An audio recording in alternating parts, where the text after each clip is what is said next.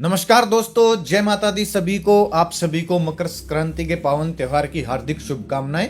दोस्तों, इस वीडियो में हम बात करने वाले हैं निफ्टी बैंक निफ्टी कल 15 जनवरी यानी कि बुधवार को किस साइड मोमेंटम कर सकते हैं, कौन से लेवल पे अपॉर्चुनिटी बन सकती है, उसके पीछे का लॉजिक क्या है। साथ में ऑप्शन चेन एनालिसिस भी करेंगे ताकि कल के लिए मार्केट के क्रूशियल लेवल हमको पता लग जाए। तो दोस्तों, वीडियो का एंड तक देखिएगा ताकि काफी कुछ आपको नया सीखने को मिले। चलिए दोस्तों, शुरू करते हैं। बैंक निफ्टी का हमने चार्ट ओपन किया है, 15 मिनट का टाइम फ्रेम है जो कि इंट्राडे के लिए बेस्ट होता है। कल की वीडियो में दोस्तों हमने डिस्कस किया था, अगर मार्केट गैप अप खुलती है तो शुरुआत में इग्नोर करेंगे, लेकिन अगर गैप अप खुल के पॉजिटिव कैंडल बनाती है तो फिर एक रीटेस्ट पॉइंट पे हम प्लानिंग कर सकते हैं। अगर स्विंग बना के दिन का हाई ब्रेक होता है तो आज बैंक निफ्टी में इसलिए काम नहीं किया क्योंकि बैंक निफ्टी में शुरुआत में स्ट्रेंथ नहीं दिख रही थी, डेटा ओवरबोट था।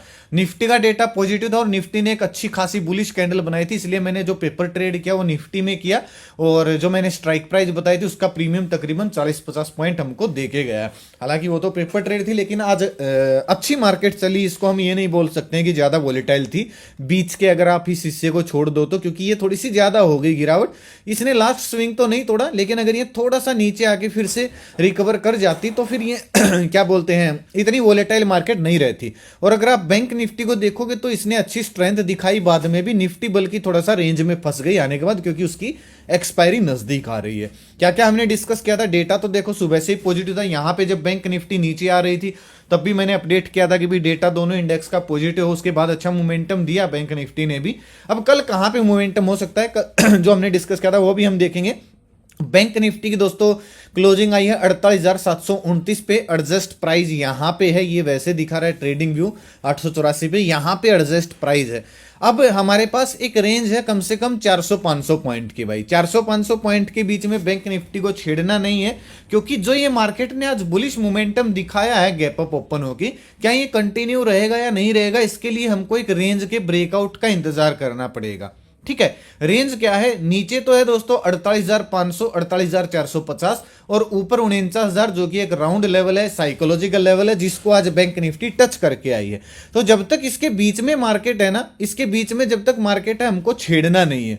छेड़ोगे बिना बात के हाथ जल जाएगा। कहीं से भी मार्केट वोलेटाइल मोमेंटम दे सकती है, जैसे कि यहां पे आज कोई रेजिस्टेंस नहीं था। अगर आप हिस्ट्री में देखोगे रेजिस्टेंस यहां पे था, गैप फिल यहां पे हुआ था और या फिर रेजिस्टेंस यहां पे था, फिर भी बैंक निफ्टी ने यहां पे थोड़ी सी प्रॉफिट बुकिंग दिखाई, बल्कि 50 दिन का मूविंग एवरेज ब्रेकआउट भी हो गया था। इसलिए अगर आप इस रेंज के अंदर मार्केट को छेड़ते हो तो फिर आपके हाथ जल सकते हैं। मैं पहले ही बता रहा हूं, आपको इंतजार करना होगा। बैंक निफ्टी 48,500 से लेके 49,000 के बीच में कहीं पे भी अगर खुलती है और ये 49,000 के ऊपर निकलती है तो पहला टारगेट मेरा दोस्तों 49,200 का हो जाएगा, दूसरा टारगेट मेरा 49,450 से 500 का हो जाएगा। 50-60 पॉइंट का मैं स्टॉप लॉस डाल के 1:2 1:3 टारगेट के लिए कॉल साइड जाना पसंद करूंगा। अगर दोस्तों ऐसे ही बैंक निफ्टी 500 के नीचे निकलती है, एक चीज ध्यान रखिएगा, 500 के नीचे निकलती ही शॉर्ट करने में दिक्कत है। वो इसलिए दिक्कत है क्योंकि आपको लास्ट स्विंग 48,460 के आसपास, 450 के आसपास ये मिलेगा। तो इसका फायदा हम कैसे उठा सकते हैं, बैंक निफ्टी या तो 500-600 के आसपास एक प्राइस एक्शन बना दे, या फिर ये डायरेक्टली 48,450 के लेवल को तोड़ के कंटिन्यू नीचे जाती है, तो फिर ये गैप भरने के चांस ज्यादा हो सकते हैं स्विंग के ऊपर। या 60-70 पॉइंट का स्टॉप लॉस डाल के 1:2 1:3 टारगेट के लिए मैं पुट साइड जाना पसंद करूंगा। सिंपल ये एनालिसिस है भाई, ज्यादा मत्था 25 में करनी नहीं है। सीधी सी बात है, 500 से लेकर 49,000 के बीच में जो रेंज है उसको छेड़ना नहीं है। और अगर इसके बीच में खुल के चाहे यहां पे प्राइस एक्शन बना दे या फिर 500 के आसपास प्राइस एक्शन बना दे, दोनों ही सिनेरियो में हम जब प्राइस एक्शन बनेगा और ये स्विंग का लो टूटेगा, हम प्लानिंग कर सकते हैं या तो कॉल साइड या फिर पुट साइड, जहां पे भी ब्रेकआउट ब्रेकडाउन बैंक निफ्टी देती है। बात आती है गैप अप और गैप डाउन के। अगर दोस्तों बड़ा गैप अप खुल जाए, पहला रेजिस्टेंस आपको हल्का सा दिखेगा 49,200 पे। अगर यहीं पे यानी कि 49,100-200 इस रेंज में गैप अप खुल जाती है, आज की तरह थोड़ा सा इंतजार कीजिएगा। अगर बड़ा पॉजिटिव कैंडल बनता है, गैप नहीं भरता है, तो फिर हम पॉजिटिव कैंडल के बाद थोड़ा सा इंतजार करेंगे। अगर ये थोड़ा सा नीचे आके फिर से दिन का हाई ब्रेक करेगी, टारगेट 200 दिन की मूविंग एवरेज यानी कि 200-300 पॉइंट का हो जाएगा। और अगर ये नीचे आती है, गैप अप खुल के नीचे आना शुरू होती है, गैप को भरती है, यहां पे पॉजिटिव कैंडल बनाती है, तो हम वापस रिकवरी ही प्लान करेंगे, ना कि नेगेटिव साइड जाएंगे। क्योंकि उसके पीछे का कारण है, अगर मार्केट गैप अप खुल गई 49,000 के ऊपर तो फिर 49,500 के नीचे ही हम नेगेटिव जा सकते हैं। और ये लेवल काफी दूर हो जाएगा, 600-700 पॉइंट दूर हो जाएगा। और ऐसी सिचुएशन में अगर बैंक निफ्टी नीचे आना शुरू होते हैं तो कहीं ना कहीं हम डब्ल्यू पैटर्न या पॉजिटिव कैंडल हम इस रेंज में बाइंग अपॉर्चुनिटी ढूंढेंगे, बजाय कि हम डाउन साइड प्लान करें, क्योंकि 700-800 पॉइंट ऑलरेडी निकल चुके होंगे तो फिर फायदा नहीं होगा। डाउन साइड से गैप अप खुलने के बाद अगर हम डाउन साइड प्लान करते हैं तो इससे अच्छा कल की मार्केट को फिर इग्नोर ही कर दें, फिर निफ्टी पे फोकस कर ले, क्योंकि गैप अप खुलने के बाद डाउन साइड इतना अच्छा स्पेस रहेगा नहीं। हाँ, अगर ये सेलिंग एरिया तक पहुंच जाती है, जैसे कि अगला सेलिंग एरिया आपको 49,850 के आसपास पहुंचता है, अगर यहां पे सेलिंग एरिया तक ये खड़ी खड़ी भाग जाती है तो एक नेगेटिव कैंडल कोई बनती है तो डेटा नेगेटिव होता है तो हम प्लानिंग कर सकते हैं। अदरवाइज अगर मार्केट गैप अप खुलती है, फ्लैट खुल के बुलिश बनती है, 49,000 के ऊपर स्विंग बनाती है, तो मैं बुलिश साइड ही प्लान करना पसंद करूंगा। गैप डाउन की अगर मैं बात करूं दोस्तों, अगर गैप डाउन खुलती है 49,400 के आसपास और ये कंटिन्यू करती है 49,400 को, तो 49,000 भाई मैं गलती से बोल गया।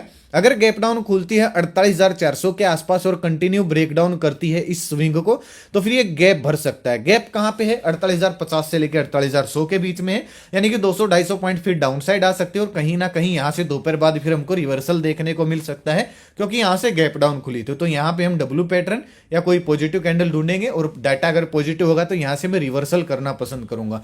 अगर ये ब्रेकडाउन होता है तो ये फिर काफी दूर का एरिया है, इसके बारे में हम कल मार्केट में अपडेट मैं करने की कोशिश करूंगा कि मार्केट बियरिश है या नहीं है, क्योंकि अभी इतना ज्यादा दूर तक सोचने की जरूरत नहीं है, क्योंकि बीच में गैप पेंडिंग है और gap as a support resistance का काम करते हैं। ठीक है, चलिए निफ्टी को देखते हैं। निफ्टी ने अगर आप देखोगे प्रॉफिट बुकिंग के बाद इतना अच्छा मोमेंटम दिखाई, लेकिन मैं आपको पिछले 2-3 दिन से समझाता आ रहा हूं भाई, जिस तरीके से मार्केट चल रही है, अगर आपको सुबह 12 बजे से पहले पॉइंट्स मिल जाते हैं तो फिर आप इग्नोर करिए मार्केट को। बार बार हाथ जलाओगे फायदा नहीं होगा, जो सुबह कमाया वो भी चला जाएगा। और निफ्टी में अगर जहां तक मैं बात करूं, निफ्टी भी गैप अप खुली थी, जब ये नीचे आ रही थी तो बैंक निफ्टी ने सपोर्ट किया और डेटा इसका भले ही नीचे आ रही थी, डेटा पॉजिटिव हो गया और फिर ये पॉजिटिव कैंडल बनी और दूसरी कैंडल में तो कंफर्मेशन होगी। तो यहां पे जब मैंने देखा कि स्ट्रेंथ है, बैंक निफ्टी पे सपोर्ट कर रही है, डेटा भी पॉजिटिव है, भले ही गैप अप खुल के नीचे आ रही, डेटा भी पॉजिटिव है, तब मैंने यहां पे प्लानिंग किया था और इस पूरे मोमेंटम को कैप्चर किया। तकरीबन 100 पॉइंट का ये बैंक निफ्टी में मोमेंटम आया था और इसमें 50-60 पॉइंट देखने के भी मिले होंगे। अपर बायर एंट्री वो डिपेंड करता है कहां पे एंट्री होती है, लेकिन अच्छी अपॉर्चुनिटी थी। क्योंकि डेटा अगर मैं आपको दिखाऊं, क्या हमने डिस्कस किया था 10:30 बजे मैंने आज अपडेट किया था, दोनों इंडेक्स का डेटा पॉजिटिव है, क्योंकि अभी नीचे गैप नहीं भरा है। बैंक निफ्टी थोड़ी सी वोलेटाइल, इसलिए थोड़ा सेटल होने दे मार्केट को, डेटा में बदला हुआ तो अपडेट करने की कोशिश करूंगा। फिर मैंने निफ्टी के रीटेस्ट एरिया, मैंने आज निफ्टी का ब्रेकडाउन लेवल नहीं डाला। इसके पीछे का कारण ये था दोस्तों, क्योंकि मार्केट गैप अप खुली थी, अगर नीचे भी आती तो फिर ये इस गैप को भर के रिवर्स करती। ठीक है, तो गैप डाउन जो ब्रेकडाउन का एरिया था वो काफी दूर था, 23,100 के आसपास जाके था, यानी कि 200-250 पॉइंट दूर था। तो गैप डाउन एरिया डालने से पहले मैंने सोचा कि मार्केट अगर नीचे भी आती है तो यहां पे बाउंस करेगी, क्योंकि डेटा पॉजिटिव था, और यहां से बाउंस करेगी तो रीटेस्ट लेवल डालने का फायदा है, ना कि ब्रेकडाउन लेवल। क्योंकि अगर यहां से नीचे ब्रेकडाउन भी करती तो 200-250 पॉइंट ऑलरेडी चले जाते, उसके बाद कुछ मिलता नहीं। फिर वही बात होती है ना, बहुत सारे लोग पूछते हैं कि सर कैसे पता करें काम करने के लायक मार्केट है नहीं, या नहीं है। भाई वो ऐसे ही पता कर सकते हो, अगर 200-250 पॉइंट आपके चले गए तो फिर ज्यादा कुछ आपको मिलने वाला नहीं, मार्केट को इग्नोर करना बेहतर रहता है। इससे अच्छा अपॉर्चुनिटी यही होती है, जितना नीचे आए यहां पे बाउंस बैक एरिया प्लान किया जाए, और इसीलिए मैंने ब्रेकआउट लेवल डाले, रीटेस्ट बाउंस बैक एरिया डाले, बाउंस बैक ब्रेकडाउन लेवल नहीं डाले। ठीक है, और यहां से 200 के बाद भी अगर आप देखोगे तो 60-70 पॉइंट का हमको मोमेंटम देखने को मिला, लेकिन मैंने इस पॉजिटिव कैंडल में प्लान किया था पेपर ट्रेड में, और स्ट्राइक प्राइस कौन सी थी, 23,200 का सी था, तो एट द मनी थी, तो इसने अच्छे पॉइंट्स दिए, ऐसी बात नहीं है। ठीक है, और बैंक निफ्टी का ब्रेकआउट लेवल मैंने दोनों डाले थे, क्योंकि बैंक निफ्टी में भाई गैप भरना बाकी था, तो बैंक निफ्टी ने इतना बड़ा मोमेंटम नहीं दिया था कि यहां से रिवर्स कर दे उस टाइम पे, इसलिए मैंने ब्रेकआउट लेवल बैंक निफ्टी के जरूर डाले। बैंक निफ्टी में भाई 680 के ऊपर निकलने के बाद 49,000 तक का, यानी कि तकरीबन 300-350 पॉइंट का मोमेंटम जरूर आया ब्रेकआउट के बाद। हालांकि मैं ज्यादा अपडेट देता नहीं, क्योंकि बिना बात के डिस्टर्बेंस होती है। और निफ्टी का तो मैंने अपडेट दिया था, मैंने फिर 2:18 पे भी पोस्ट किया कि भाई नेगेटिव मत होना, ये जो गिरावट हुई थी इसमें नेगेटिव मत होना, क्योंकि डेटा पॉजिटिव बना हुआ है। ठीक है, लेकिन बिना बात के हाथ भी नहीं चलाने क्योंकि मोमेंटम मिल चुका था। ओ भाई, आज एफआईडीएस का डेटा अपडेट करना मैं भूल गया, मैं अपडेट कर दूंगा एफआईडीएस का डेटा थोड़ी देर में। मैं एक बार आपको देख के बता देता हूँ कितना एफआईज की डीआईज की सेलिंग है आज।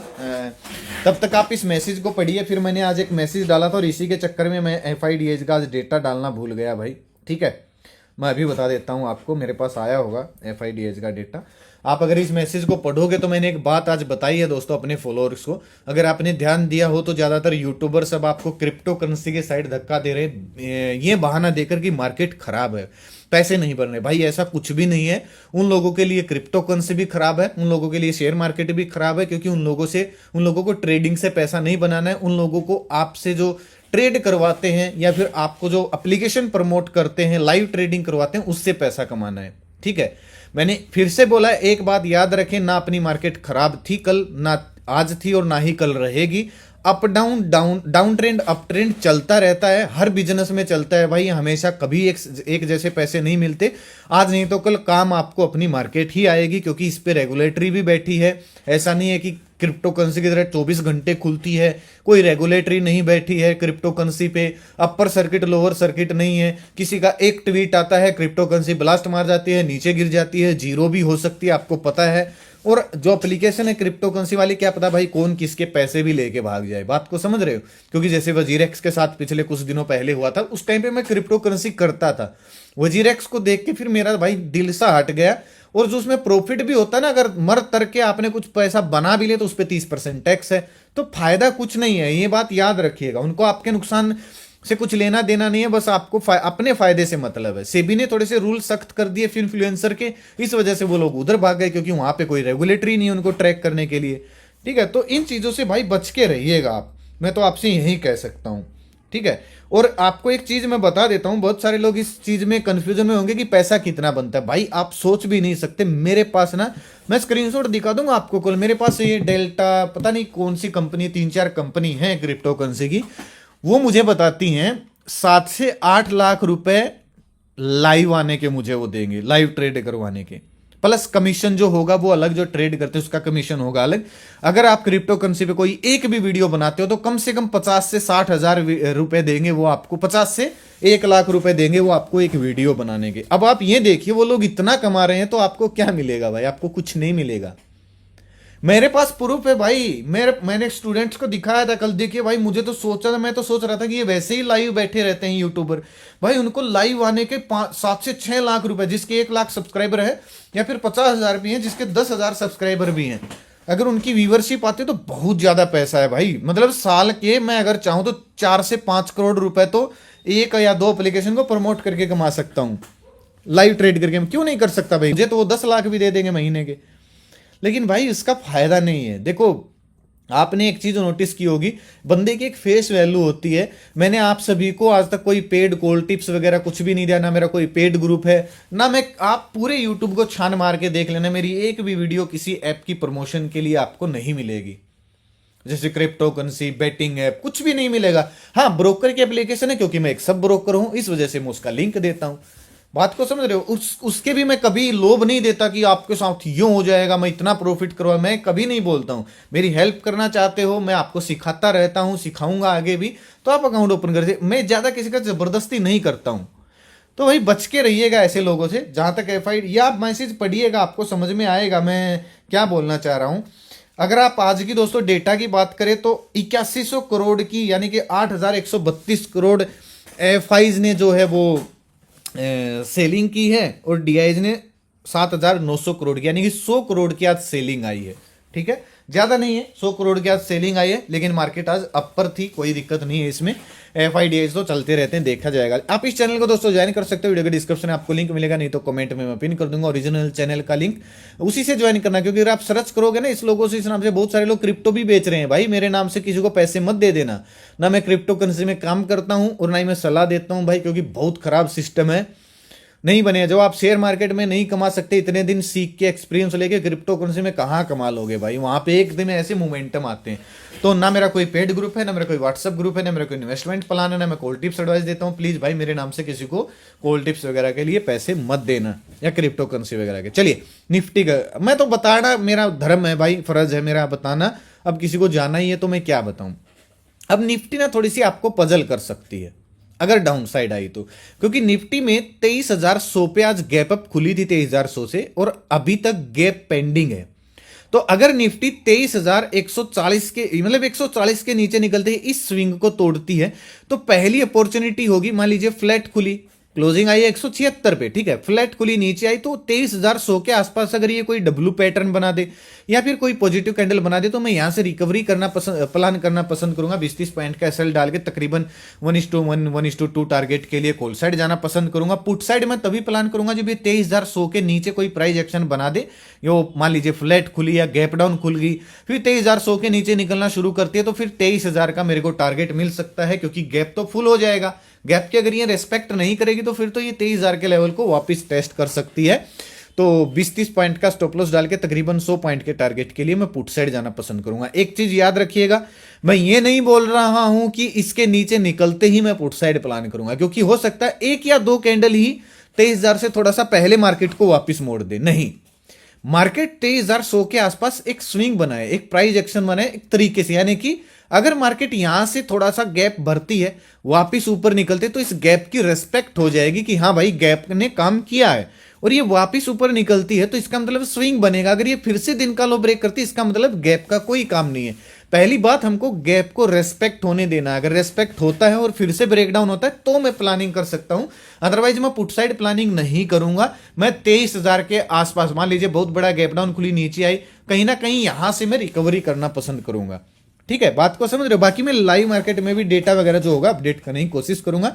बात आती है अपर साइड की, तो रेजिस्टेंस हमको दिख रहा है, अभी गैप फुल नहीं हुआ है भाई। ये तो मैंने वैसे रेजिस्टेंस लगाया, असली रेजिस्टेंस तो यहीं पे है, और ये लेवल है 23,400 का। ठीक है, तो अगर निफ्टी फ्लैट खुलती है, फ्लैट खुलने के बाद ये 200 के ऊपर निकल के कोई स्विंग बनाती है तो फिर हमको 300-400 ये टारगेट भी देखने। पहला टारगेट मेरा 300 का हो जाएगा, ऊपर वाला टारगेट मेरा 400 का हो जाएगा। 20-30 पॉइंट का स्टॉप लॉस डाल के मैं 1:2 1:3 टारगेट के लिए मैं कॉल साइड जाना पसंद करूंगा, क्योंकि देखिए ये वाला जो रेजिस्टेंस है ये वाला यहाँ पे टेस्ट हो चुका है। चलिए मैं इसको मार्किंग ही ऊपर कर देता हूं, क्योंकि ये वाला टेस्ट हो चुका है। यहां से गैप डाउन खुली थी 400 के आसपास से, तो 400 का मैं लेवल मार्क कर देता हूं, ये वाला। ठीक है, ये वाला रेजिस्टेंस यहाँ पे टेस्ट हो चुका है, तो ज्यादा से ज्यादा यहाँ पे स्विंग बन सकता है। मान लीजिए गैप अप खुली, गैप अप खुल के 300 के आसपास कोई प्राइस एक्शन बनाए, नीचे आए, फिर से अगर 300 के लेवल को ब्रेक करती है तो फिर ये अपॉर्चुनिटी हमको देखने को मिल सकती है। बाकी डेटा जो भी होगा मैं आपको अपडेट करने की कोशिश करूंगा। परसों निफ्टी की एक्सपायरी है, तो मुझे ये लगता है कि ये इस जगह पे जाके क्लोजिंग देंगे, ताकि ऊपर ये सेलिंग एरिया बन जाएगा, ये बाइंग एरिया बन जाएगा, और इसके बीच में फिर ये एक्सपायरी को टाइम बिताएंगे और दोनों साइड का थीटा खाएंगे। तो निफ्टी की एक्सपायरी थोड़ी सी निफ्टी के ये 2 दिन थोड़े से क्रूशियल लेवल रह सकते हैं, मतलब क्रूशियल दिन रह सकते हैं। बात आती है ऑप्शन चेन की। अगर आप ऑप्शन चेन को देखोगे तो आपको दिखेगा 23,300 पे 78,000 बैठे मंदी वाले। मेन जो रेजिस्टेंस है वो 23,400 पे है, 1,05,000 का ओपन इंटरेस्ट। ठीक है, अगर बैंक निफ्टी का आप देखोगे निफ्टी का अगर आप सपोर्ट देखोगे 23,200 पे 92,000 का ओपन इंटरेस्ट है मंदी वालों का, 1,23,000 है तेजी वाले, यानी 23,200 मेन सपोर्ट लेवल बना हुआ। जब तक इसके ऊपर है मार्केट बुलिश रह सकती है, जब तक इसके नीचे है मार्केट बियरिश रह सकती है। आपको 23,000 से पहले इतना कुछ खास सपोर्ट भी नहीं मिलेगा। 23,000 पे 1,41,000 बैठे हैं तेजी वाले, तो मेन सपोर्ट हमको 23,000 मिलेगा। इसीलिए मैं बोल रहा हूं कि 23,000 से मार्केट रिकवर कर सकती है, ना कि मैं पुट साइड प्लान करूंगा जब तक 23,000 के ऊपर है। ठीक है, बाकी 10 बजे के बाद चेंज हो जाती है, तो उसके बाद ओवाई देखेंगे किस साइड बन रहा है, किस साइड घट रहा है। बैंक निफ्टी में अगर आप देखोगे मंदड़ियों की पोजीशन आप देखोगे यहां से लेके यहां तक आप देखोगे 50,000 तक मंदड़ियों की पोजीशन माइनस हुई है, यानी कि लोग थोड़े से घबराए कि मार्केट एक पुल बैक ना दे दे। बुलिश तो मैं नहीं बोल रहा हूं कि मार्केट यहां से रिकवर कर जाएगी, बुलिश हो जाएगी, कर सकती है, लेकिन अभी बोल नहीं सकते हैं क्योंकि फर्स्ट पुल बैक है। लेकिन फिर भी इन लोगों को थोड़ा सा भय हुआ है, तो पोजीशन ज्यादातर कटी है यहां की बजाय। आपको दिखेगा 49,000 पे पहला रेजिस्टेंस और 48,500 पे पहला सपोर्ट। इस रेंज के बाहर निकलती है तो 300-400 पॉइंट नीचे, 300-400 पॉइंट ऊपर मार्केट मोमेंटम कर सकती है, क्योंकि नेक्स्ट आपको दिखेगा 48,000 पे सपोर्ट और आपको दिखेगा 49,500 पे रेजिस्टेंस। ठीक है, तो ये आपको ध्यान रखना है। बाकी डेटा जो भी होगा अपडेट करने की मैं कोशिश करूंगा। आज का वीडियो दोस्तों यहीं तक था। आशा करता हूं कि आपको वीडियो पसंद आएगा तो लाइक और शेयर जरूर कीजिएगा ताकि जरूरतमंद लोगों तक वीडियो आसानी से पहुंच जाए। अपना कीमती समय निकाल के वीडियो देखने के लिए बहुत बहुत धन्यवाद। भगवान करे आपका दिन शुभ रहे। मिलते हैं कल एक नई वीडियो के साथ, तब तक के लिए बाय बाय। जय माता दी, जय हिंद।